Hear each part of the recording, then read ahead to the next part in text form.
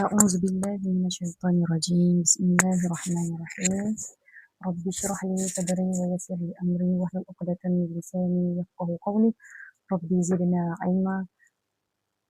Assalamualaikum warahmatullahi wabarakatuh. Selamat petang tuan-puan. Apa khabar? Dah makan ke belum? Dah masak ke belum? Okey tuan-puan yang baru masuk, terima kasih. Bantu saya dulu tap-tap skrin boleh ke? Sambil tu saya nak buka balik buku yang kita dah ulang kaji sama-sama insyaAllah. Kan daripada buku Penawar Penyakit Bagi Hati oleh Prof. Dr. Basri bin Ibrahim Al-Azhari. Okey, insyaAllah. Selamat petang semua. Selamat berhujung minggu. Selamat ber-TikTok. Kan, selamat ber-TikTok. Jemput singgah di Dakwah Digital Center. Jadi insyaAllah kita teruskan sesi sharing ilmu kita pada petang ini. Alhamdulillah hujan di negeri saya. Masya Allah. Negeri tuan-puan macam mana? Hujan juga ke? Kan, cuba komen sikit. Hujan juga ke? Sebelum keluar rumah, kan, sebelum keluar, komen lah sikit. Tinggalkan komen. Okay? Assalamualaikum semua. Selamat datang. Bagi insan-insan istiqamah, selamat datang. Insan-insan baru, selamat datang. Okay, bantu saya tap-tap skrin. Kita tunggulah rakan-rakan kita untuk masuk. Barulah saya akan mulakan sesi sharing insyaAllah. Okay. Lebih kurang kalau ada 5 orang tu, bolehlah kita jalan. Boleh, kita jalan insyaAllah. Kita nak continue lah daripada buku penawar. Daripada buku Penawar Penyakit Hati. Menurut Al-Quran dan Sunnah, hari ini kita nak belajar tentang bagaimana, apakah penawar kepada penyakit hati yang ada dalam hati kita. Hati kita ini kan, dalam bahasa Arab dia qalb. Qalb. Maksudnya hati tu lah. Dia sifat dia berbolak-balik. Berbolak-balik. Sifat itu berbolak-balik.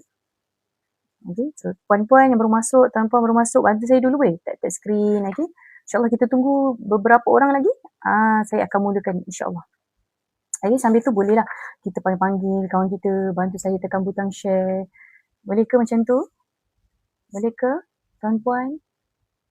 Boleh? Okay, so apa khabar? Dah makan ke belum? Selamat datang semua di Dakwah Digital Center. InsyaAllah kita akan mulakan sebentar lagi. Kan, yang duduk dekat luar jemput masuk. Jangan tengok je dari luar. Jemput masuk di rumah Dakwah Digital Center. Bantu saya tap-tap skrin dulu. Walaupun dah ada 2 kan, dia tengok, sikitnya orang tengok ni kan, dia lari dah tempat lain. Kan, sikitnya orang tengok dia ni, cabut tempat lain. Kan, cabut dah tengok tempat orang yang paling ramai. Kena pula tempat yang orang paling ramai tu adalah yang orang lelaki yang cuba bermakeup. Lagi apa? Tempat jual lipstick. Lagi? Tempat jual handbag. Tempat jual mangga jeruk. Kan? Tempat jual sabun bidara. Kan? Kat situ paling banyak kan? Okay? Walaupun hujung minggu, kita tetap terus dengan majlis ilmu kita insyaAllah. Okay, so siapa nak tambah ilmu hari ni? Petang ini. Walaupun hari Ahad kan, tak pergi mana-mana. Seminar pun tak pergi, bengkel pun tak pergi. Tapi bila kita scroll TikTok, kita jumpa rumah-rumah majlis ilmu ni. Singgah sekejap. Jemput singgah. Saya mengalu-alukan, mungkin ada sahabat-sahabat baru kan yang baru kenal, yang baru lalu tiba-tiba terlalulah Dakwah Digital Center dekat dia punya TikTok. Selamat datang, salam pengenalan. Jangan lupa bantu saya tap-tap skrin dan juga kalau belum berkawan tekan je tekan je butang tambah dekat atas. Okey, boleh? Salam kenal semua. Saya Khadijah Luqman. Okey. InsyaAllah saya akan teruskan sesi sharing saya daripada kupasan buku bertajuk Penawar Penyakit Hati yang ditulis oleh Prof. Dr. Basri bin Ibrahim Al-Azhari. Okey, selamat datang Puan Mimi. Masya Allah. Terima kasih yang bantu tap-tap skrin dan juga tekan butang share dekat bawah. Boleh ya? Okey, sikit lagi. Baru seorang Baru seorang. Okey, tak apa. Kita relax kejap sementara kita nak tunggu rakan kita masuk. Okey. Kita nak tunggu kawan-kawan kita masuk. Kita nak sambung hari ni sebenarnya topik berkenaan tentang apakah penawar. Selama ni mungkin kita mencari kenapalah hati aku sunyi. Kenapalah hati aku kosong? Kenapalah hati aku ni rasa macam tak best? Kenapalah hati ni rasa macam something tapi tak tahu? Kan? Sebab hati itu kalau kita ada rasa tak best, ada rasa macam tak kena, sunyi, kosong, kita kena berhenti seketika, kita check dulu hati kita. Jangan biarkan dia, jangan kata, lah tak pergi lah, kan? Lah tak pergi lah, aku banyak kerja ni, tak sempat nak check-check. Okay? So, kita ada dua pilihan.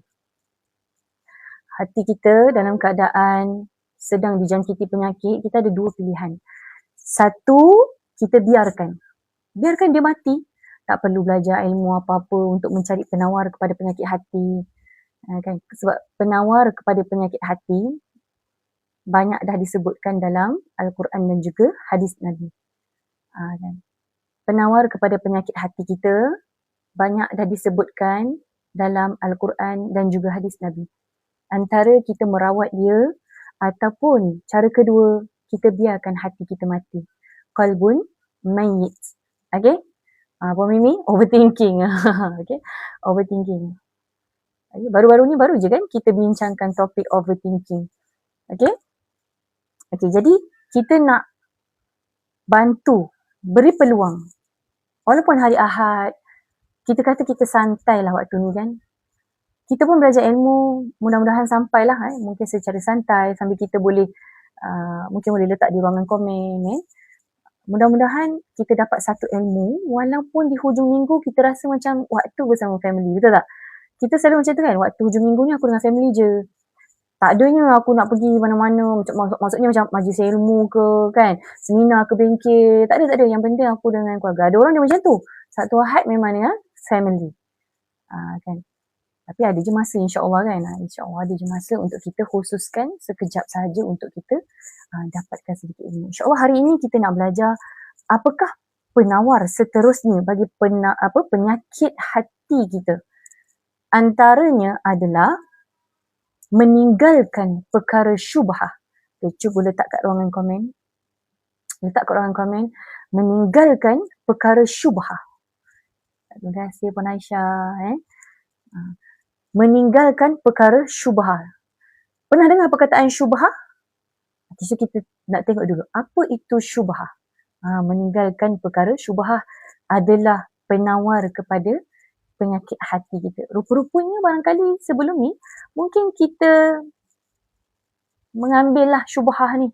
Tidak meninggalkannya kan. Kita mengamalkan syubhah. Kita kena tahu apa itu syubhah. Puan Aisyah dah beritahu. Perkara yang meragukan. Kita kena tinggalkan syubhah ini. Itulah penawarnya. Syubhah adalah perkara yang tidak dapat diputuskan sebagai halal dan boleh diambil dan digunakan. Perkara syubhah ni kebiasaannya akan meresahkan hati seseorang. Sebab itulah kita kena tinggalkan dan jauhkan syubhah. Maka kita boleh menjemput ketenangan dan kerehatan kepada hati daripada rujukannya Al-Adawi. Okay? Syubhah maksudnya apa? Benda yang meragukan. Benda yang membuatkan hati kita rasa tak sedap. Siapa pernah rasa? Siapa pernah rasa? Siapa pernah rasa macam tu? Kan? So, kita kena tinggalkan perkara syubhah kan. Puan Aisyah kata apa? Perkara yang meragukan. Puan Mimi kata meninggalkan perkara. Hari ni kita tengah bercerita untuk macam mana nak merawat hati yang sedang sakit. Apakah penawarnya? Salah satunya adalah tinggalkan perkara yang syubhah. Okay? Tinggalkan perkara syubhah. Perkara syubhah ni macam mana? Benda yang meragukan kita. Halal ke haram? Kan? Ragu-ragu, was-was. Kan? Perkataan lain, was-was. Ragu-ragu. Kalau kita ragu-ragu, tinggalkan. Apa solusinya? Tinggalkan. Okay? Benda yang meragu-ragukan. Lagi. Apa lagi syubhah? Dia menyebabkan hati kita rasa macam tak best, tak sedap, tak sedap hati. Benda yang kita sendiri rasa bila buat tu, kita tak tenang. Ni syubhah. Okay? Kita tengok satu hadis Nabi. Riwayat Muslim.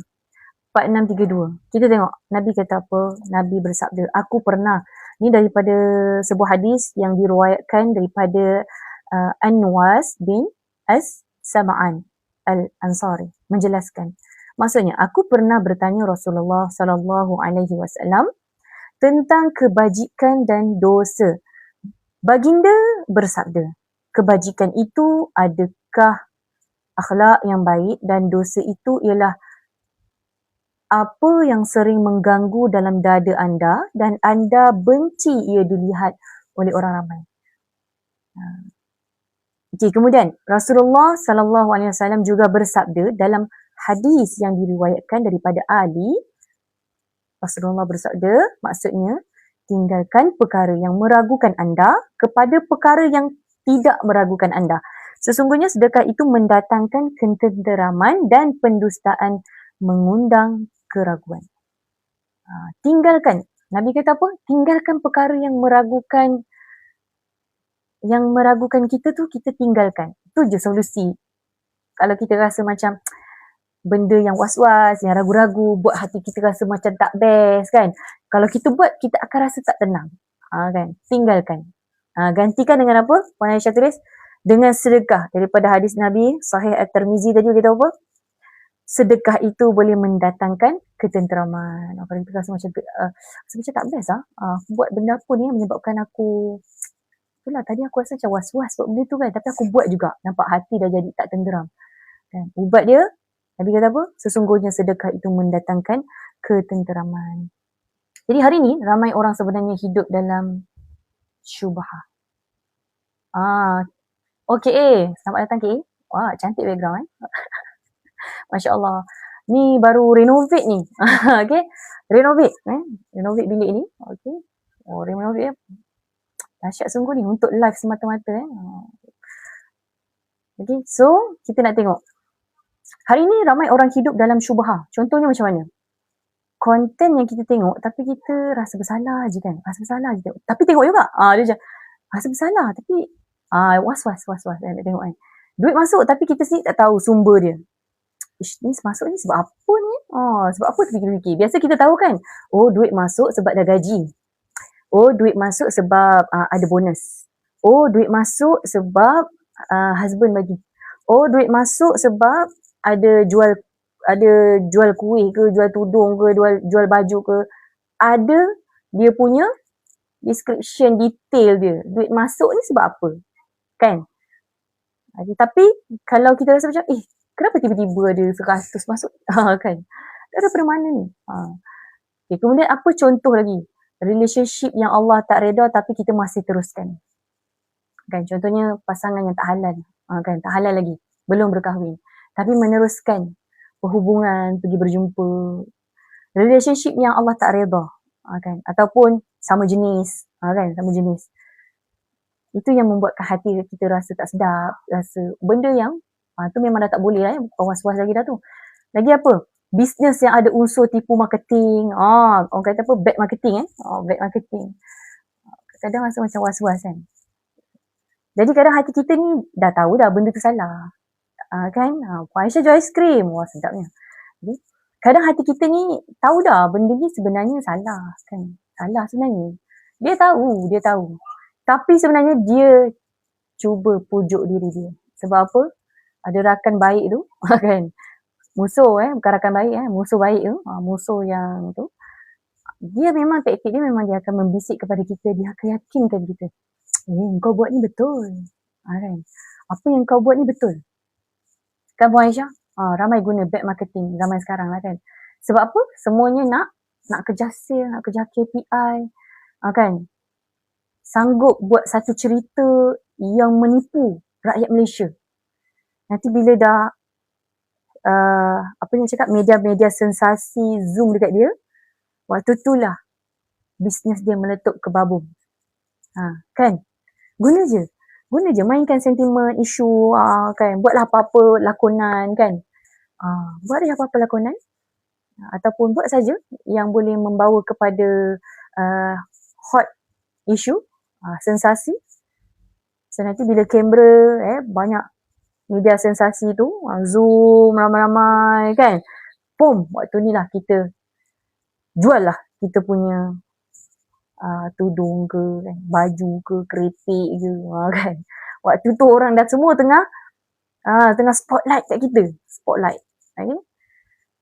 Sekarang kita tahu dah benda tu salah, tapi kau buat betul. Tak apa. Kau buat benda betul ni. Kan. Dia cuba pujuk diri dia. Okay? Pujuk diri dia kan. Buat benda-benda trending dan FOMO. FOMO ni macam mana Puan Isha? Minta maaf tak reti sangat bahasa-bahasa zaman sekarang FOMO apa ni? Macam pernah dengar tapi tak tahu apa maksud dia. Buat-buat benda trending kan. Okay? Sebenarnya tahu dah salah. Tapi cuba pujuk diri sendiri kan. Tak apa. Buat je. Itulah mengundang hati tu tak kenal. Fear of missing out. FOMO tak nak ketinggalan kan. Kita kena ikut trend ni supaya kita punya views naik ikut sama dengan, nampak tak? Memaksa diri melakukan perkara yang sedemikian hanya untuk mendapatkan perhatian. Kan? Tahu dah salah kadang-kadang tapi kita tu buat juga kan. Itulah kita sendiri yang mengundang hati kita tidak tenang.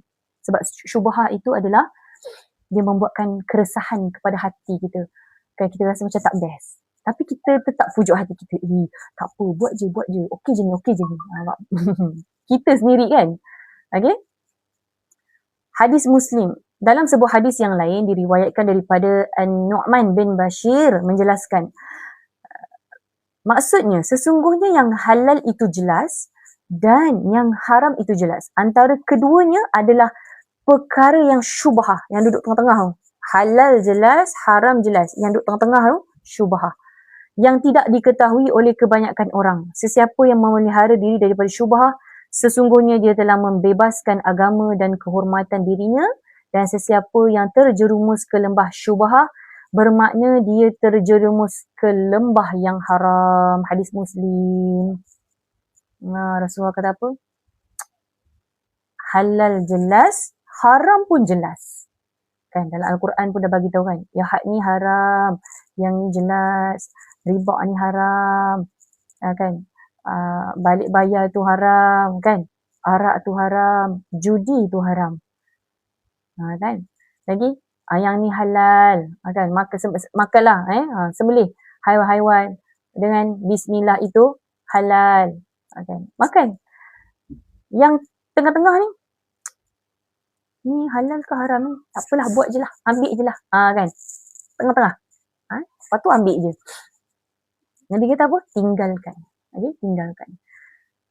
Tinggalkan perkara tersebut. Jadi, daripada hadis tadi, umat Islam ni sangat digalakkan, dituntut. Tinggalkan apa sahaja yang mendatangkan keraguan pada hati kita. Kan? Kalau rasa macam syak wasangka pada sesuatu perkara tu, tinggalkan je. Jangan kita pujuk hati kita. Kita ni nak mengiyakan tu, itulah jadinya kita pun akan ambil juga yang syubhah tu. Sebab kita nak mengiyakan juga. Kan? Hati tu cuba memujuk. Kan? Dan dia juga mengandungi galakan untuk bersifat benar, kerana itu adalah sumber kepada kebaikan dan peringatan untuk menjauhi sifat dusta. Kerana itu adalah punca bagi setiap keburukan. Jadi jauhkan syubhah. Okay? Jauhkan syubhah, insya-Allah kita mengundang ketenangan dalam hati kita. Nabi kata apa? Sesiapa yang memelihara diri daripada syubhah, sesungguhnya dia telah membebaskan agama dan kehormatan dirinya. Dan sesiapa yang terjerumus ke lembah syubhah, bermakna dia terjerumus ke lembah haram. Okay? Perasan tak bila kita buat benda tak betul, hati kita tu sempit, mudah marah kan. Susah nak fokus ibadah. Okay? Susah nak fokus, susah nak dapat. Mungkin susah nak khusyuk kan. Hati cepat gelisah. Tanda-tanda lah. Sebab hati orang beriman ni Allah dah bagi satu jam loceng. Alam.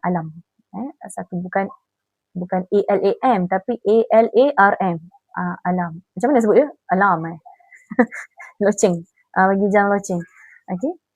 So hati kita ni fitrah. Asalnya fitrah, suci. Perasan tak kalau kita buat benda yang boleh mengundang dosa, hati kita rasa macam tak sedap. Alarm. Alarm. Hati kita macam tak sedap. Macam tak best lah. Tu tanda-tanda tu. Tanda-tanda alam. Hati orang beriman ni Allah bagi macam tu. Okay? So masalah hari ni, ramai orang cuba untuk snooze. Apa? Snooze. Kalau kita tidur, kita nak bangun pukul 4 pagi sebab ada program kan. Kita nak bangun 4 pagi. Kita pun set jam 4 pagi. Tapi bila alarm tu bunyi, kita cuba apa? Kita cuba snooze. Snooze kan dia. Sampailah kita pun terlepas. Terlepas dah program pagi tadi. Contoh ada program. Pagi tadi kami ada program Seminar Healing with Quran. Kami mula jam 5 sehingga 5.45 pagi. Bagi rakan-rakan wanita yang belum sertai, jemput untuk sertai kami. Healing with Quran, wanita sahaja. Nanti pergi dekat profil, boleh klik link yang ada di profil kami. Jemput hadir segera. Kami dah pun go through 4 siri. Berapa siri? 4 siri. Hari ni siri yang keempat lah pagi tadi. Topik berkenaan tentang, pagi tadi topik berkenaan tentang hargai diri. Topik semalam tentang overthinking. InsyaAllah ada lagi, kita total ada 8 siri. So berbaki 4 siri. Yang terlepas 4 siri, jangan risau. Nanti tim akan bantu berikan rakaman. Waalaikumsalam Puan Siti Asna, selamat datang. Selamat datang. Kita tengah cerita tentang penawar penyakit hati bagi rakan-rakan yang baru masuk. Bagi rakan-rakan yang baru masuk, kita tengah bincangkan penawar bagi penyakit hati, iaitu kita tinggalkan perkara syubhat. Puan Siti Asnah kata apa? Doakan anak saya, Nur Azrin Dania binti Abdullah, lembut hatinya untuk balik rumah secepat mungkin.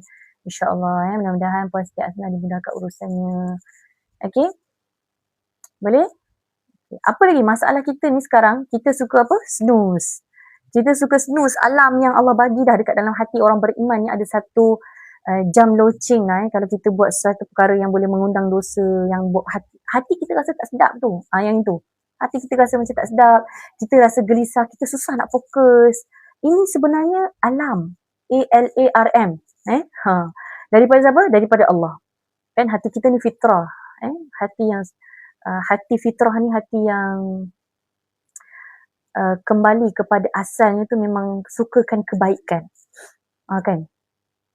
Kita kan, kalau kita tanyalah dekat orang yang masuk dalam penjara lah kalau kita tanya mereka kan, mereka ni sebenarnya intention awalnya apa? Kan? Ataupun kita tanya sini contoh, saya bagi contoh. Contohlah kita tanya orang kata apa orang yang merempit ke, orang yang buat keburukan ke, kan? Tak kisahlah. Kita tanya somebody yang contohlah merempit lah. Kita tanya adik-adik yang merempit ni, kan? Mak-mak motor. Kita tanya dengan dia, nak isteri yang macam mana? Kan? Nanti nak anak yang macam mana? Apakah jawapan tulus suci daripada dia? Pasti akan jumpa jawapan, saya nak isteri yang solehah, saya nak anak-anak yang soleh-solehah, saya nak isteri yang bertudung. Walaupun kerja dia duk merempit kan. Banyak je perempuan-perempuan yang tak bertudung ataupun bertudung tapi ikut rempit juga. Hati fitrah ni dia memang sukakan kan, wanita yang mungkin bertudung kan, yang baik, sukakan kebaikan. Kan, suka ada secebis kebaikan dalam hati tu walaupun duk buat perangai ke kan. Ada. Fitrah hati. Contoh, kita jangan snoozekan alam tu dalam hati kita. Ini adalah tanda orang beriman, Allah berikan alam tersebut. So jangan kita snooze, jangan kita diamkan dia. Contoh dekat dengan orang lah, contoh dekat dengan orang saya bagi, dia tutup rasa bersalah dia dengan hiburan-hiburan. Hiburan-hiburan. Dia tengah rasa bersalah sebenarnya, tapi dia mengalihkan hati dia dengan hiburan Netflix. Contoh tengoklah hiburan yang dekat TikTok ni kan. Tengok je lah yang dia rasa macam nak larikan sedikit dia punya rasa bersalah tu. Kemudian pergi healing tapi taubat terlupa. Terlupa taubat. Patutnya taubat dulu kan? Ni tak. Dia nak healing tapi terlupa dengan tidak disertakan dengan taubat kan, kembali kepada Allah. Sibuk scroll TikTok, media sosial tapi lupa fikir keadaan hati. Kan? Rupa-rupanya hati aku ni sebenarnya dalam keadaan tak berapa sihat rupanya. Dia itulah, tapi dia tetap scroll tanpa dia lupa keadaan hati dia. Inilah perkara yang saya katakan ramai orang cuba untuk snooze. Ramai orang cuba untuk diamkan perkara ni. Sedangkan hati kita, orang beriman, Allah dah bagi alam untuk kita come back, kan. Tapi kita lah yang buat snooze, kan. Snooze tu macam tu lah. Sibuk kita scroll kat media sosial, kat TikTok kita, sampai kita lupa sebenarnya keadaan hati kita sebenarnya dalam keadaan yang tak sihat. Kan Puan Aisyah? Deny dengan fitrah. Ya, kadang-kadang kita yang menutup benda tu. Kita rasa macam kita cuba untuk memujuk hati kita, larikan sikit dengan cara kita itulah satu-satunya berhiburan. Tengok je TikTok ni kan, sebab kita nak larikan, kita nak deny perkara tersebut, kan. So kadang-kadang bukanlah hidup kita yang bermasalah, tetapi sebenarnya hati kita yang terlalu jauh daripada Allah Subhanahu Wa Taala. Okey. Satu lagi penyakit besar zaman sekarang adalah takutkan masa depan. Ni dia macam overthinking. Overthinking. What if? Macam mana kalau ramai orang sekarang cakap macam ni, alah takutlah nak kahwin, takut tak ada duit, takut tak cukup, kan. Takut gagal, takutlah nanti ada orang tinggalkan saya, kan. Okay. Macam mana, ada yang tanya kan, Liolin kata macam mana nak hadapi toxic people, lompat daripada kumpulan itu, jauhkan diri, kan. Kita dah tahu ada toxic people, kenapa kita nak mendekatkan diri kepada toxic people? Jump out, jangan jadi katak yang duduk dalam kuali, membiarkan katak yang duduk dalam kuali air yang menggelegak tu, dia cuba untuk deny, dia kata tak apa lah, let lu, tak panas lagi. Kan, siapa pernah dengar itulah story tentang katak yang duduk dekat dalam, saya lupa lah panggil apa dia punya proses tu, tapi ni cerita tentang katak tu. Nak katanya, ada satu periuk ni dibuka api, dinyalakan api bawah periuk yang ada air tu, kemudian dimasukkan katak. Katak kata, bestnya dalam air, kan, tenangnya, sejuknya air ni, dia rasa best kan. Tapi api tu dah api tu dah mula-mula dah. Apa berlaku pada air tu mula jadi hangat sikit. Lepas tu katak tu kata, hangat sikit macam sedap juga kan. Cerita pasal katak, macam sedap juga katak tu kata kan. Lepas tu api tu pun semakin memanaskan air dalam tu kan. Yelah, semakin lama semakin panas. Tinggi lagi temperature air dalam tu. Panas juga ni. Katak kata kan, panas juga ni. Okay. Sehinggalah naik suhu. Okay. Temperature dalam air yang tengah mula dah air itu mendidih. Kalau dah mendidih, blup. Sempat tak nak melompat agak-agak katak tu? Tak sempat. Meninggal jadi sup katak lah. Tinggal baling bawang, baling cili sikit. Jadi apa? Sup katak. Kita dah tahu dah. Kita ni duduk di dalam circle toxic. Kita jump out, keluar. Kan? Jangan dekat, jangan jumpa ke kan. Okay. Hijrah lah, bab kata lain hijrah lah. Salah satunya hijrah, insyaAllah. Okay. Kalau kita tak kuat untuk berdakwah kepada orang toksik, kita just leave macam tu kan. Cari circle yang baik. Okay. Apa kita nak memaksa diri kita duduk dekat dalam longkang air yang berbau busuk? Sanggup tak? Itulah surrounding toksik. Kan? Kita membiarkan diri kita duduk dalam longkang yang busuk, air yang busuk. Kan? Kita tak nak cuba keluar daripada situ. Kita yang tak nak keluar. Kan? So, kita kena keluar. Apa tadi saya sharing tentang apa? Penyakit zaman sekarang adalah takut dengan masa depan. Overthinking lah. Ramai orang sekarang kata apa? Takutlah nak kahwin, tak cukup duit. Macam circle GDC. InsyaAllah. Mudah-mudahan dapat circle-circle yang baik.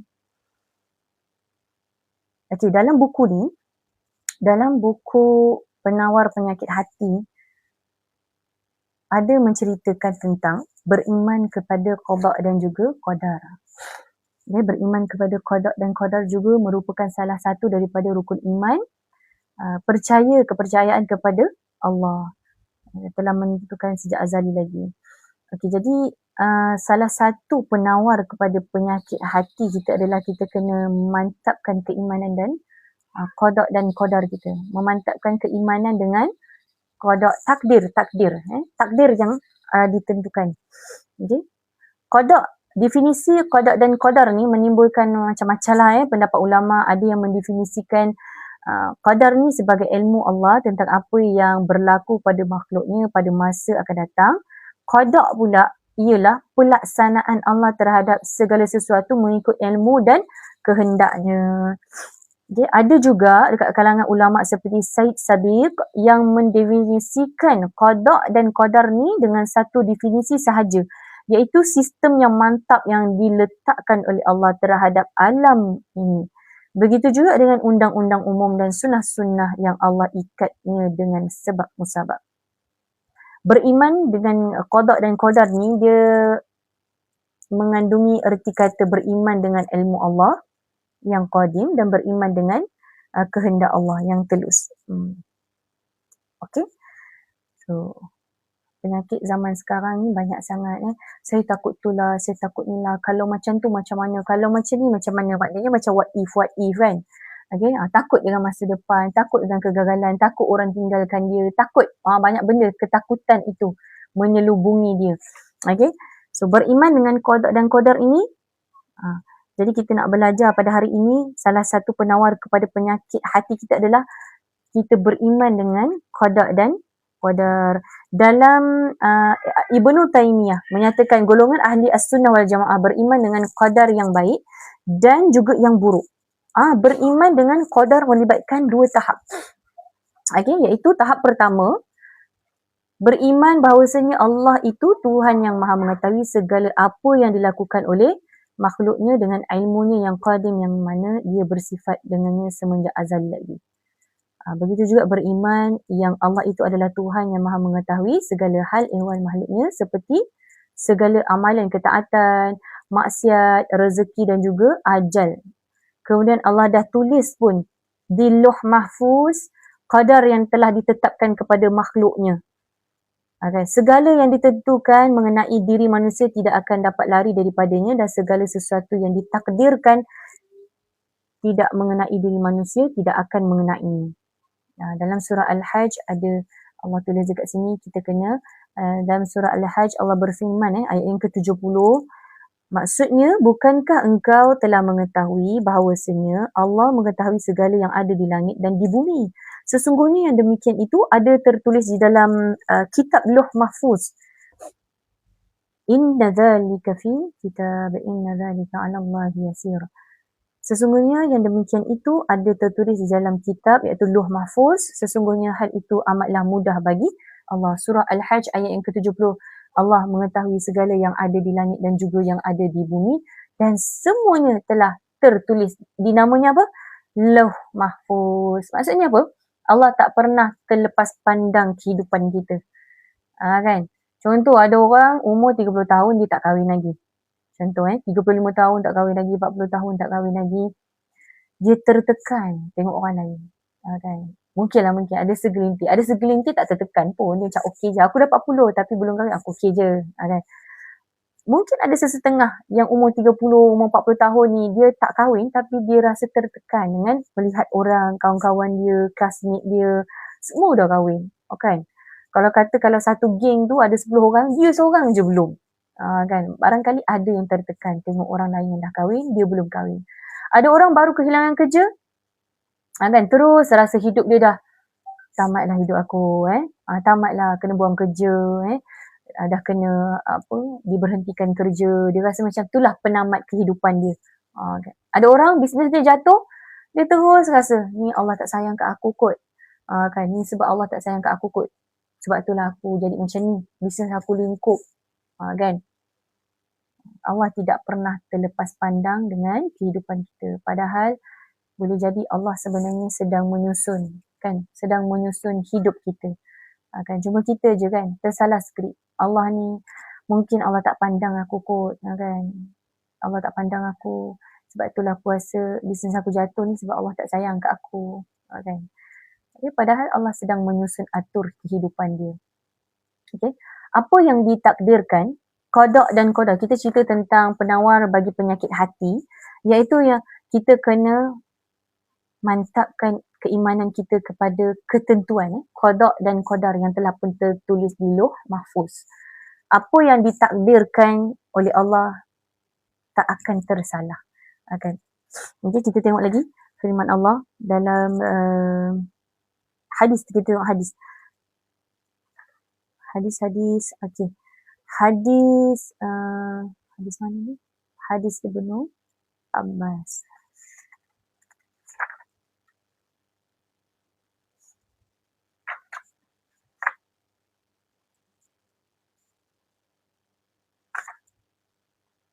Okey. At-Tirmizi meriwayatkan daripada Abdullah bin Abbas. Beliau menyatakan, saya pernah berada di belakang Nabi. Baginda bersabda, wahai budak, saya ingin mengajak anda beberapa kalimah. Jagalah Allah, nescaya Allah akan menjaga anda. Jagalah Allah, nescaya anda akan dapati Allah ada di hadapan anda. Apabila anda meminta, minta daripada Allah. Apabila anda nak memohon pertolongan, pohonlah dengan Allah. Ketahuilah jika seluruh umat berkumpul untuk memberi manfaat kepada anda, mereka tidak akan dapat memberi manfaat kepada anda kecuali dengan sesuatu yang telah ditetapkan Allah. Dan jika seluruh umat berkumpul untuk memudaratkan anda, mereka tidak akan dapat memudaratkan anda kecuali dengan sesuatu yang telah ditetapkan oleh Allah kepada anda. Qalam telah pun diangkat dan suhuf telah pun kering. Okay. Hasan sahih, hadis At-Tirmizi. Okay. So hadis ni sangat powerful. Sangat powerful. Kalau lah saya bacakan tadi, boleh perasan tak? Apa? Kalau seluruh manusia ni nak memberi manfaat lah mereka tak akan mampu buat kecuali apa yang Allah izinkan. Kalau kita kumpulkan seluruh satu muka bumi ni nak beri manfaat kepada kita. Kan, contoh kita kumpulkan. Kan, nak bagi manfaat pada diri kita. Mereka tak akan mampu kecuali Allah izinkan. Kan, Allah izinkan bagi. Dan kalau seluruh manusia itu kita kumpulkan juga satu bumi ni kan, satu Malaysia lah kalau kita tengok kan. Kalau tak satu Malaysia pun satu kampung lah. Kan. Manusia ni kita kumpulkan untuk memudaratkan diri kita pun takkan jadi kalau Allah tidak izinkan. Jadi benda ni kalau betul-betul lah kalau kita renung betul-betul masuk ke dalam hati kita, hidup kita akan jauh lebih tenang. Sebab apa?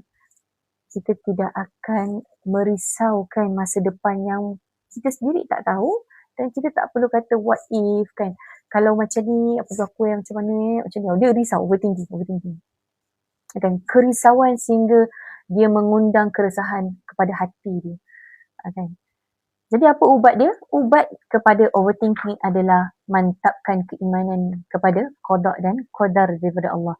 Hadis tadi memang betul-betul kalau kita fahami, masuk ke dalam hati kita betul-betul, kita faham apa yang Allah tentukan. Kalau Allah izinkan maka akan jadi kat diri kita. Tapi kalau tak izinkan pun tidak akan berlaku. Okay? Tidak akan berlaku. Jadi hidup kita lebih tenang. Kan? Okay, contohlah emosi semasa yang boleh saya kongsikan. Ada orang, dia takut orang benci diri dia. Takutlah nak buat macam ni, nanti dia benci kita kan. Dia benci. Okay? Lagi, takut rezeki kita orang ambil. Oh, takutlah ni kalau buat banyak ni macam mana, nanti ada orang curi rezeki kita ni. Kan. Takut. Lagi, takut masa depan. Dia ada insecurity kan. Takutlah macam mana masa depan kita ni, tahun depan ni macam mana, kita nak pindah mana ni, kita nak duduk mana ni, kan, ni rumah sewa makin naik ni, kan, rumah sewa makin naik ni, okay? Takut masa depan. Kadang-kadang kita ni terlalu takut kepada manusia sampai kita lupa, kan, rupanya Allah yang pegang segala-galanya kan. Tak kisahlah kita kat tempat kerja ke kan, kalau kita rasa macam ada satu kumpulan manusia yang cuba buat plan untuk memudaratkan kita, untuk dengki kita, untuk jatuhkan kita. Tapi yakinlah kalau Allah izinkan maka pasti akan berlaku. Tapi kalau Allah tak izinkan, tak akan berlaku. Walaupun kita tengok kumpulan dia tu ramainya nak jatuhkan aku kan, ramainya nak dengki dengan aku, kan. Tapi kalau Allah kata tak izin, tak jadilah benda tu. Okay? Puan Mimi? Allah tak izin takkan jadi. Jadi kita beriman kepada qada dan qadar Allah. Biarlah orang tu kalau kita nampak, kita rasa macam ada orang sampaikan, weh ada satu kumpulan tu kan, dia nak jatuhkan kau, dia nak khianat kau ke apa semua. Kita memang dengar daripada orang ramai. Tapi yakinlah, jangan kita bertambah overthinking dan kita bertambah ketakutan. Benda tu tak berlaku. Benda tu baru sampai berita sahaja. Kan? Baru sampai berita je, ada orang nak sekian-sekian kat engkau. Kan? Sekian-sekian. Ada orang ni, ada perempuan ni cuba nak menjadi sendolan. Kan? Ada wanita ni cuba-cuba nak menyondol kau punya pasangan. Kan? Kita baru dengar-dengar je. Kan? Relax, bertenang dulu wahai wanita. Kan? Relax dulu. Kalau Allah kata jadi, maka jadilah perkara tu. Kan? Dengan izin Allah. Tapi kalau Allah kata tak izinkan, maka tak akan jadi. Kan? Baru dengar-dengar saja kan. Okay? So So, jangan takut dengan manusia tapi takutlah kepada Allah sebab Allah dah pegang segala-galanya, Allah dah pun tulis di Lauh Mahfuz kan. Tapi kenapa ya ujian datang? Kenapa? Kenapa ya ujian datang?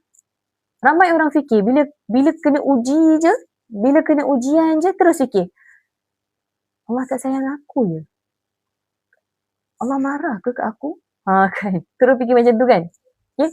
Kita tengok surah, satu surah. Okay. Surah Al-Anbiya ayat yang ke-35. Ini adalah antara hikmah kita beriman dengan qada dan qadar Allah. Qada dan qadar Allah. Iaitu hikmah dia apa? Yang pertama adalah dalam firman Allah dalam surah Al-Anbiya ayat yang ke-35. Saya bacakan maksud dia. Tiap-tiap diri akan merasai mati dan kami menguji kamu dengan kesusahan dan kesenangan sebagai cubaan. Dan kepada kamilah kamu semua akan dikembalikan. Ayat ni kata apa? Kami akan menguji kamu. Susah ke? Senang ke? Betul tak? Ada tak dalam surah Al-Anbiya tadi, ayat 35, Allah mention, kami akan uji kamu dengan kesusahan, keresahan, kegelisahan, pengkhianatan, kesempitan, kemiskinan. Allah sebut tak benda tu? Tak ada kan? Nak katanya bukan benda yang kita nampak macam negatif lah. Kita nampak, saya boleh katakan, mungkin kita nampak macam negatif kan. Kesusahan, keresahan, kegelisahan, pengkhianatan, kemiskinan. Kita nampak macam negatif. Rupanya dalam ayat ni, surah Al-Anbiya ayat 35 ni, Allah tak sebut one side. Allah sebut another side. Iaitu, satu tadi, kesusahan. Dan satu lagi apa? Allah akan uji kita dengan kesenangan. Kan? Bukan sekadar kita rasa macam nampak susah kan? Tak. Kesenangan pun satu ujian. Kan? So, bukanlah orang aku susah lah ni. Kan aku tengah susah lah ni, Allah tengah uji aku. Tapi kalau kita senang ni, kita tak kata pula Allah tengah uji aku lah ni. Kan? Tak, bila dia susah, dia sakit, dia sempit, dia miskin, dia kekurangan, kesempitan, apa lagi, kesulitan, kesempitan, kesesakan, kesesakan keuangan, baru dia terfikir, ni Allah nak uji aku lah ni. Tapi bila dia senang, Allah bagi seal dia membuat-buat, seal meletup-letup ke babung, pernah tak dia terkeluar skrip, Allah nak uji aku? Tak kan? Dia kata, oh inilah rezeki daripada Allah, ni rezeki daripada Allah, terima kasih. Dia rupa-rupanya kesusahan ke, kesenangan ke, itu adalah ujian. Kan? Dalam buku ni, dalam buku Penawar Penyakit Hati ni, antara tadi tu saya sebutkan, antara hikmah kita beriman dengan qada dan qadar tu adalah menambahkan darjat dan pahala jika mereka bersabar menghadapi ujian. Allah tambah apa? Tambah pahala, naikkan darjat. Yang kedua adalah apa? Hikmah dia, mendidik dan memberi ganjaran. Bersifat segera bagi memberi dorongan kepada manusia untuk terus berada di atas landasan yang betul dan membetulkan kesalahan yang dilakukan dalam kehidupan. At-Tirmizi meriwayatkan daripada Anas bin Malik, katanya Rasulullah SAW bersabda, apabila Allah inginkan sesuatu kebaikan kepada seseorang hambanya, disegerakan balasan di dunia, dan apabila Allah inginkan keburukan kepada seseorang hambanya, dia akan menahan dosanya sehingga dibalas di hari akhirat kelak. Hadis At-Tirmizi. Antara hikmahnya apa? Hikmah kita beriman dengan qada dan qadar ini adalah Allah bersihkan. Kan? Allah bersihkan kita. Allah tahan dulu dosa kita sehingga dibalas di akhirat kelak. Kalau kebaikan, dibalas di dunia. Disegerakan balasannya di dunia. Tapi kalau buat keburukan, kan, apabila Allah inginkan keburukan kepada seorang hambanya, dia akan menahan dosanya sehingga dibalas ke akhirat kelak. Kan? So, jadi kat sini kita nak ambil satu refleksi. Allah bukan nak menghancurkan kita, tetapi Allah nak membersihkan diri kita. Okay? Allah bukan nak menghancurkan kita. Allah tidak zalim. Allah tidak zalim. Kita tanya diri kita, siapa yang zalim sekarang ni? Aku ke Allah? Allah tidak zalim. Allah nak membersihkan hati kita. Allah bukan nak menghancurkan kita. Bahkan Allah buka lagi pintu taubat untuk diri kita. Kan? Untuk kita kembalikan diri kita, hati kita kepada Allah. Apakah itu tanda kezaliman Allah kepada kita sebagai hamba? Kan? Okay? So kita tukar sikit kita punya skrip dalam kepala kita. Allah bukan nak hancurkan hidup aku kan. Walaupun aku diuji dengan aku hilang kerja, ada orang cuba nak khianat aku, ada orang cuba nak menikam belakang aku, ada orang cuba nak menyondol pasanganku, ada orang cuba nak menghancur, memecah belahkan keluargaku. Ingatlah, kalau Allah kata tak jadi, maka takkan jadi. Allah tak izinkan, maka tidak akan berlaku. Kan? Allah tidak menghancurkan kita, tetapi Allah nak membersihkan diri kita. Baiknya Allah, kan? Okay, contoh-contoh. Okay, bagi contoh sikit. Contohlah anak remaja ke kan, putus cinta. Kalau dia putus cinta, kan, apa antara orang kata Allah bukan nak hancurkan hati dia. Mungkin dia sedih, dia berpisah. Saya sayang sangat dia. Dia tinggalkan saya kerana perempuan itu. Kan, sedih. Tapi ya Allah, apalah dosa-dosaku ya Allah, bagilah aku lelaki yang lebih baik daripada dia. Apa nak kata? Allah bukan hancurkan kita, tetapi Allah nak bersihkan kita kembali kepada Allah kan. Putus cinta lah, tapi berdoa, berjumpa, bertaubat, jumpa Allah, doa.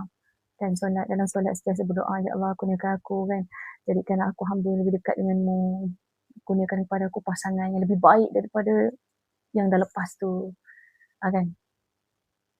Lagi, gagal dalam bisnes kan, bankrupt.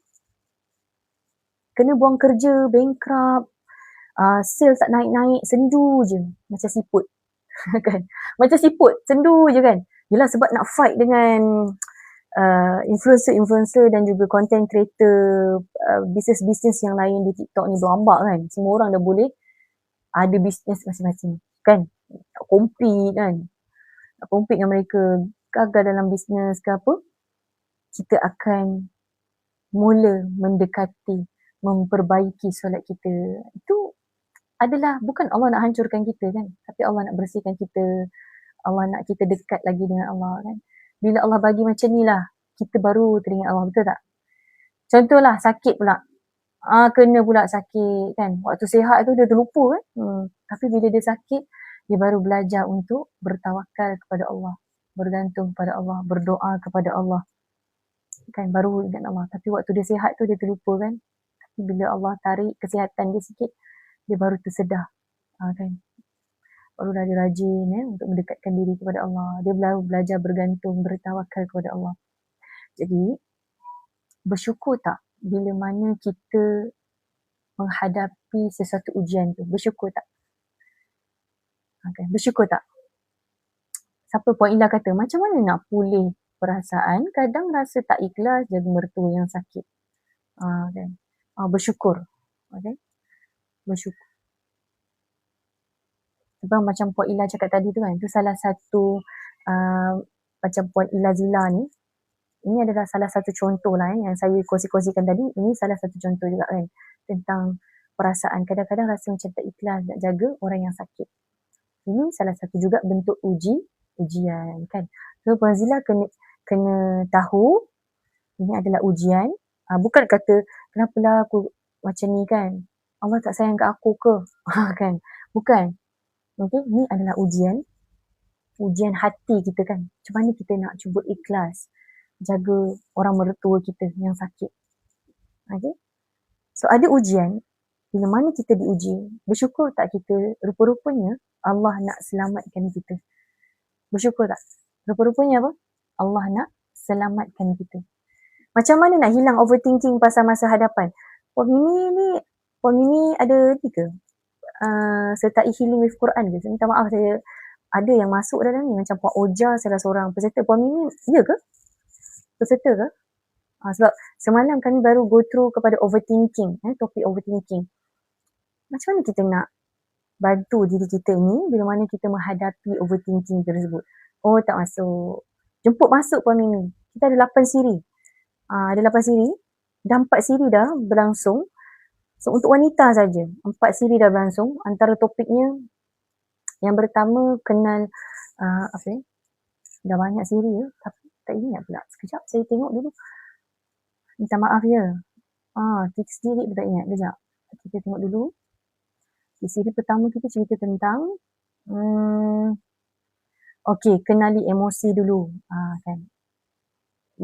Siri satu lebih kepada pengenalan lah. Untuk kita kenal emosi kita, untuk kita tidak lari daripada emosi tersebut. Kita kena kenal emosi, pengenalan lah kepada ujian, pengenalan kepada kenapa kita ni, tujuan hidup kita. Kemudian siri kedua, topik kepada melepaskan luka yang kita telah pegang terlalu lama dan kita belajar menerima takdir. Kemudian siri ketiga, topik overthinking dan mencari ketenangan hati. Yang keempat, siri keempat, rasa tidak dihargai. Kan? Dan macam mana kita nak mula appreciate diri kita bila mana orang lain tidak menghargai kita, kan? Bila kita rasa macam orang lain tak hargai kita, bila kita rasa macam kita buat macam-macam benda, tapi kan, kan. So jemput hadir seminar ada 8 siri, kan. Tak apalah, dapatkanlah ilmu, kan, insyaAllah. Mudah-mudahan dapatlah sesuatu perkara untuk kita bantu diri kita. Boleh So tadi kita cerita tentang overthinking, kan. So overthinking bukan, apa tadi? Kita hikmah kita menerima qada dan qadar Allah ni, kan. Rupanya Allah ni sebenarnya nak membersihkan kita, nak dekatkan Allah, nak bersihkan hati kita. Itulah, Allah bukan nak hancurkan kita, kan. Ujian ini adalah untuk menyelamatkan kita, untuk menyedarkan kita, kan. Cubalah kalau kita fikir tak ada ujian langsung, mesti kita terus terleka. Mungkin kita tak seperti sekarang. Cuba kita tengok bila mana kita tersentap dengan ujian. Sebelum ni mungkin aku rasa macam solat biasa. Tapi bila ada ujian tu, kita lebih memanai solat kita. Kita lebih mula untuk belajar solat, untuk khusyuk dalam solat. Betul tak? Kita cari ilmu untuk belajar macam mana nak dapat khusyuk dalam solat, macam mana nak betulkan ibadah. Kan, percaya kan? Kalau kita ada ujian, kita akan mencari ilmu untuk macam mana nak tenangkan diri kita, kan. Macam mana nak terima ujian yang Allah berikan, merawat jiwanya. Kita akan mula mencari ilmu, kan. Okay, so ujian itulah yang menyelamatkan diri kita. Ada satu kajian yang saya baca, kajian tersebut menyatakan sesiapa yang ada tekanan emosi, tekanan emosi boleh menurun apabila seseorang itu menghadiri majlis ilmu. Dalam satu kajian dinyatakan bahawa tekanan emosi boleh menurun apabila seseorang itu menghadiri majlis ilmu. Jadi kita tambah lagi ilmu. Kita jangan rasa macam kita dah tahu. Jadilah seperti gelas yang kosong. Kan? Kalau pergi satu-satu majlis ilmu tu, anggap je lah kita tak tahu. Walaupun aku dah pernah dengar dah. Apa ni? Overthinking? Tahu dah. Kan? Mungkin ada sudut pandang yang berbeza. So kosongkan diri. Kosongkan diri tu maksudnya kita bawa lah bekal Tupperware kosong. Nanti kita nak masuk ilmu baru. Macam tu lah. Kan? Janganlah datang seminar, datang program penuh bekal dia. Kan? Macam mana nak isi? Tak muat. Boleh? InsyaAllah. Allah tak pernah zalim. Kadang-kadang mungkin kita rasa macam, kenapalah hidup aku susah? Kenapalah ya? Aku susah sangat nak sekian. Kenapa aku ni susah sangat? Dalam buku ni sebut, dalam buku Penawar Penyakit Hati ni sebut, apa yang Allah takdirkan semuanya ada hikmah. Ada hikmahnya, ada keadilannya dan juga ada rahmatnya. Walaupun kita ni tak nampak waktu sekarang. Kita mungkin tak nampak waktu sekarang. Sebab banyak benda dalam hidup kita baru faham hikmahnya apabila dah bertahun berlalu. Betul tak? Setuju tak? Contohlah, kita umur berapa sekarang? Contoh 40. Cuba kita melihat 10 tahun kita yang lalu. Apakah bentuk ujian umur kita 30 dan kita lihat apa yang kita macam apa hikmahnya, ya. Kan. Puan Mimi kata ada Puan Mimi, ada bayaran ada Puan Mimi. Nanti Puan Mimi pergi tengok dekat link tu. Ada tim ada bagi promosi. Kan. Nanti Puan Mimi boleh tengok dekat link di profil kami. Ada program 8 siri. Nanti Puan Mimi dapat, dia ada 2 pilihan lah. Antara Puan Mimi nak rakaman saja ataupun nak complete set lah. Okay, kalau complete set rasanya macam dapat ada 4 lagi item percuma tu. Nanti Puan Mimi pergi tengok Okay. So cuba kita looking backward kan. 30 tahun tu aku punya ujian adalah sekian-sekian. Tapi bila kita tengok sekarang, Allahu Akbar kan. Alhamdulillah, kita ujian itu kita akan lalui juga, betul tak? Kita akan lalui. Masa akan berlalu. Alhamdulillah, sampai umur 40 ni baru kita nampak kita dapat sesuatu. Barulah kita faham hikmahnya bertahun kemudian. Bukan nak kata ni ujian hari ni juga nak tahu hikmah dia. Apa hikmah dia ya Allah ujian ni? Kan? Mungkin saya bagi satu contoh. Saya bagi satu contoh lah yang mudah dapat. Contoh Okay. Someone accident. Ni contoh tau. Someone accident. Someone ni dia bekerja, ada keluarga, ada anak isteri. Ni cerita tentang seorang lelaki lah seorang lelaki mudah sikit bagi watak. Okay. Seorang lelaki berkeluarga, ada isteri, ada anak. Kan. Boleh bayangkan avatar. Badan sihat. Macam sihat lah. Sihat. Berat dalam 100. Macam tu. Berat dalam 100. Boleh imagine. Okay. Berat dalam 100 ke atas lah. Okay. Satu hari pergi kerja naik motor, accident. Okay. Accident, patah kaki, ada patah tangan, patah kaki, patah tangan. Masuk hospital, terima rawatan. Okay, dah masuk hospital, kemudian dapat balik rumah. Untuk buat rawatan kat rumah lah. Sebab dah simin semua kan, simin kaki, simin tangan. Okay, kemudian balik rumah. Balik rumah nak recovery. Sakit tersebut setahun. Kan, mungkin nak pulih kaki yang patah, tangan yang patah setahun. During kesakitan kan, mungkin dah tak boleh bergerak kan, kaki patah, tangan patah, orang lain uruskan. Daripada berat yang 100 kan, turun jadi 80-70 contoh. Kadang-kadang kita tak nampak hikmah waktu kita accident kan. Apa hikmahnya Tuhan nak bagi dekat aku ni sebab aku accident macam ni kan. Tapi itulah, masa tetap berlalu. Dan bila kita looking back kan, Alhamdulillah daripada 100 barangkali turun jadi 80, 70. Hikmahnya senang nak beribadah. Kan? Nampak hikmah waktu tu dulu kerja je. Waktu solat pun kadang-kadang langgar. Tapi bila dah terkena tu, mula dah jaga waktu solat. Dia seolah-olah apa tau? Dia macam dapat nyawa kedua. Sebab pengalaman saya pun pernah kemalangan. Kemalangan. Apa yang berlaku? Waktu kita dalam kemalangan tu, kita rasa dah memang waktu tu memang dah mengucap dah sebenarnya. Dah mengucap dah. Ni memang dah last lah ni. Kan? Boleh je. Ni memang last ni. Mengucap siap-siap. Memang dalam kemalangan. Accident. Kemudian, Allah rezekikan dapat keluar. Walaupun bahu fractured sikit. Kan? Dapat keluar daripada kereta. Itulah. Kita takkan dapat hikmah pada waktu itu nak katanya. Dia bertahun lamanya. Kita baru akan nampak. Kan? Jadi tetap perlu kita kata, kenapa aku diuji? Kan? Allah tak sayang aku ke? Allah tak sayang aku ke? Sebanyak benda dalam hidup kita kena faham. Hikmahnya barangkali mungkin 5 tahun baru kita nampak. Mungkin 10 tahun baru kita nampak. Dia bukan on the spot kita nampak hikmahnya kan. Okay. Contohnya apa? Dulu kecewa tak dapat kerja kan yang kita nakkan. Rupanya Allah nak selamatkan kita daripada tempat yang toksik. Rupanya tempat toksik kan.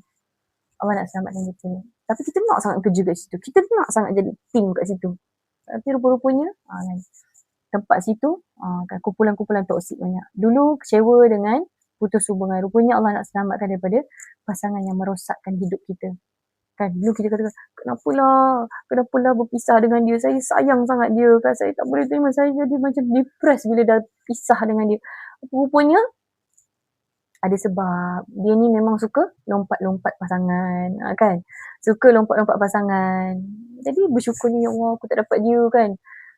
Baru-baru ni dia kahwin, lepas tu dia menduai isterinya kan, maknanya pasang lagi satu kan. Alhamdulillah, terima kasih ya Allah selamatkan aku. Nampak tak, kita bersyukur 10 tahun kemudian Alhamdulillah tak kahwin dengan dia. Urut dada kita kan, urut dada, time tu baru nak urut dada. Kalau tak, tang tu kenapa ya Allah uji aku dengan aku putus dengan dia kan. Kenapa Allah tak sayang kat aku ke, aku baru nak kahwin, dah siap dah persiapan kahwin, siap dah semua kan, duit semua dah tabung dah, tiba-tiba tak jadi kahwin, sedihnya kan. Tapi 10 tahun kemudian kita dah kahwin, dia pun dah kahwin kan. Tengok-tengok lalu dekat Facebook ke, kawan-kawan cerita ke, weh kesian kat isteri dia kan. Tu dah jadi cerita lain pula menceritakan kisah orang pula kan. Maksudnya kita dapat tahu khabar kan, mungkin daripada kan, mungkin dia menduai isterinya kan, pasang lagi satu kaki, satu cawangan kan. Kita pun urut dada, Alhamdulillah tak kahwin dengan dia, terima kasih ya Allah. Kita baru nak berterima kasih kepada Allah. Okay. Jadi kadang-kadang Allah tutup satu pintu tu sebab dia nak selamatkan kita kan. Allah putuskan hubungan tu, barangkali Allah nak selamatkan kita daripada hubungan yang merosakkan kita, boleh merosakkan hubungan kita pada satu hari nanti kan. Allah itu maha mengetahui apa yang akan terjadi pada diri kita. Kita saja yang tidak tahu kita tidak tahu. Okay, kemudian macam mana kita nak rasa nak menjemput ketenangan hati kita kan.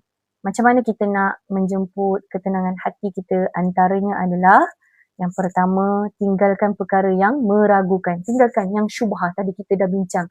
Perkara yang syubhah daripada relationship kita, rasa macam was-was, macam tinggalkan. Kalau kita duit ni kita rasa macam was-was dah nak ambil, tinggalkan. Content ke daripada sudut marketing kita, back marketing kita rasa macam was-was lah nak buat benda ni, rasa tak elok je kan buat back marketing, buat FOMO ni kan. Tinggalkan. Okay. Banyakkan, yang kedua adalah banyakkan doa, tawakal. Bukan segala kita fikir je kan. Fikir sampai overthinking kan. Fikir. Tetapi kita mula untuk belajar berserah kepada Allah SWT. Kemudian apa? Kurangkan overthinking. Kadang-kadang bukan hidup kita yang rosak, tetapi kita ni terlalu banyak bandingkan hidup kita dengan orang. Sibuk kita bandingkan dengan ni. Sebab kita selalu scroll dunia TikTok. Kita tengok, bestnya suami dia ajak dia pergi sini. Bestnya suami dia hadiahkan dia macam ni. Bestnya suami dia buat surprise dekat dia, birthday dia, anniversary dia, bestnya. Kan? Semua kita tengok kehidupan orang. Jadi kita suka bandingkan. Nanti kita, kenapa abang tak buat surprise macam ni? Hari ni hari ibu. Kenapa tak surprise pun kat saya? Kan? Tak ada emas pun, dah jadi ibu dah. Jadi isteri 10 tahun, 20 tahun, tak ada apa-apa pun. Kan? Jangan sambut. Okay? Jangan sambut macam tu kan. Sebab apa kita suka membandingkan hidup kita dengan orang lain? Sebab apa? Itulah dia punya salah satu faktornya, overthinking tu. Faktornya adalah suka bandingkan hidup dia dengan orang lain. Yang keempat, macam mana kita nak praktikal untuk menjemput ketenangan hati? Salah satunya adalah yakin Allah ni dah susun dah hidup kita. Ingat, berimanlah dengan qada dan qadar yang telah Allah tentukan kepada kita. Allah dah susun hidup kita, Allah lebih tahu apa yang kita perlukan. Kadang-kadang kita ni nak ni. Itu kita kena tahu ada dua. Satu kehendak, satu lagi keperluan. Kan? Tapi Allah maha mengetahui keperluan kita. Yang lebih-lebih tu kehendak sahaja. Okay? Jadi Allah nak kita faham satu perkara, tak semua benda kita faham sekarang. Kan? Barangkali mungkin 10 tahun, 20 tahun baru kita nampak hikmah yang apa yang berlaku pada 10 tahun yang lalu. Tak semua benda ikut apa yang kita nak. Kita nak ni kan. Dapat kan. Contoh macam anak kita kan.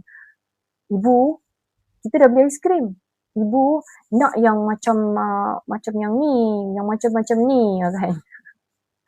Okay. Itu kehendak namanya. Keperluan adalah cukuplah rasa makan aiskrim tu. Contoh. Cukuplah ibu dah belanja kan makan aiskrim. Yang lebih-lebih tu kehendak dia sahaja. Kan. Jadi kita ni banyak kehendak, betul tak? Keperluan kita sebenarnya okey lah tu. Dapat orang miskin gitu kan. Tapi yang lebih-lebih tu kehendak kan. Bukanlah semua benda boleh kata apa, kalau kita dapat mengikut apa yang kita nak. Lagi Allah tidak pernah silap mengatur hidup kita. Okay? Allah tidak pernah silap mengatur hidup kita. Kalau kita rasa hari ni hati kita penat, bukan sebab hidup kita ni dah terlalu berat sangat dah.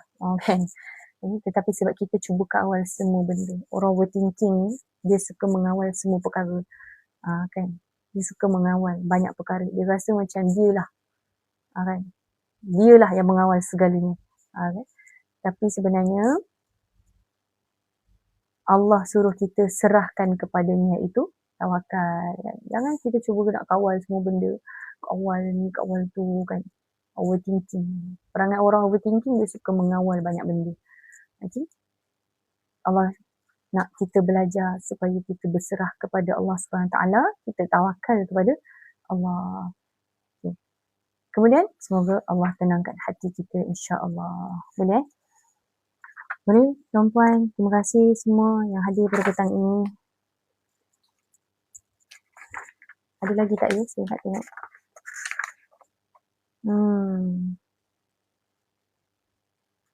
Alhamdulillah, sampai di sini saja insya-Allah. Semoga Allah tenangkan hati kita dan jadikan kita hamba yang Allah, hamba yang percaya penuh kepada aturannya. Jadilah orang yang beriman kepada qada dan qadar Allah. Ingat rukun iman? Salah satunya adalah beriman kepada qada dan qadar. Beriman. Okay? Janganlah kita ni, kenapa Allah tak sayang kat aku ke? Okay? Mulalah tukar skrip kepada apa? Allah nak selamatkan aku. Allah sayang aku. Okay? Boleh? InsyaAllah. Tukar je skrip sikit saja. InsyaAllah. Sampai kata ni, Puan Mimi, insyaAllah Amin Ustazah doakan saya melawan rasa risau overthinking. Puan Mimi, kalau ada ni memang kena apa kata, cubalah ya. Cuba bagi peluang kepada diri untuk belajar. Kadang-kadang mungkin kita tak tahu cara kan. Tak tahu cara. Tapi insyaAllah mudah-mudahan saya doakan Puan Mimi jumpa jalan untuk ubati overthinking. Okay? Allahu a'lam. Astaghfirullahalazim wa atubu ilaih. Subhanakallahumma wa bihamdika asyhadu an la ilaha illa anta astaghfiruka wa atubu ilaik. Rabbana taqabbal minna innaka antas samiul alim. Terima kasih semua yang bantu saya tap-tap skrin dan juga tekan butang share. Kita jumpa esok. Okay, kita jumpa esok insyaAllah. Itulah saya plan macam nak buat petang juga. Okay. Saya plan macam nak buat petang. Mungkin tengah hari tu macam sebelum ni macam tak berapa ramai. Mungkin tengah sibuk mengurus kerja ke apa kan. Tapi insyaAllah saya cubalah kita cuba petang. Jumpa esok sekali lagi. Assalamualaikum warahmatullahi wabarakatuh dan bye-bye.